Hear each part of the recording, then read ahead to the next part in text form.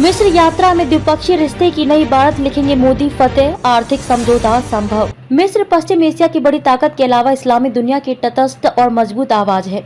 ऐसे में इस्लामी देशों में पैठ के साथ पश्चिम एशिया की बड़ी ताकत मिस्र को साथ कर भारत की ग्लोबल साउथ की आवाज बनने की रणनीति भी परवान चढ़ सकती है। पीएम मोदी की पहली यात्रा में मिस्र और भारत द्विपक्षीय रिश्ते की नई इबारत लिखेंगे। पीएम के 2 दिवसीय दौरे में दोनों देश व्यापक आर्थिक भागीदार समझौते CEPA पर मोहर लगाने के साथ रणनीतिक भागीदारी बढ़ाने पर भी सहमति दे सकते हैं।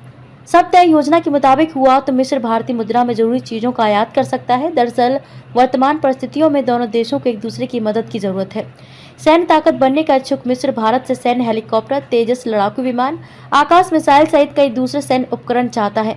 मिस्र भारत से तकनीकी शिक्षा के मामले में भी मदद चाहता है। दूसरी ओर चीन से आयात कम करने की योजना पर काम कर रहा भारत मिस्र से खाद के अलावा गैस की आपूर्ति बढ़ाना चाहता है। मिस्र के राष्ट्रपति अब्दुल फतेह अल सीसी चाहते हैं कि दोनों देशों का व्यापार सालाना 12 अरब डॉलर तक पहुंचे। मिस्र भारत के लिए अहम क्यों? मिस्र पश्चिम एशिया की बड़ी ताकत के अलावा इस्लामी दुनिया की तटस्थ और मजबूत आवाज है। ऐसे में इस्लामी देशों में पैठ के साथ पश्चिम एशिया की बड़ी ताकत मिस्र को साध कर भारत की ग्लोबल साउथ की आवाज बनने की रणनीति भी परवान चढ़ सकती है।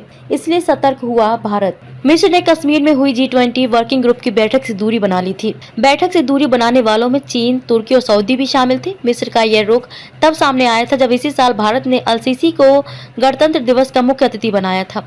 संभवतः इसी रुख के कारण मोदी के मिस्र दौरे की पटकथा तैयार की गई। सरकारी सूत्रों ने कहा कि मिस्र ब्रिक्स का सदस्य बनने का इच्छुक है। भारत इसमें उसका सहयोग करेगा।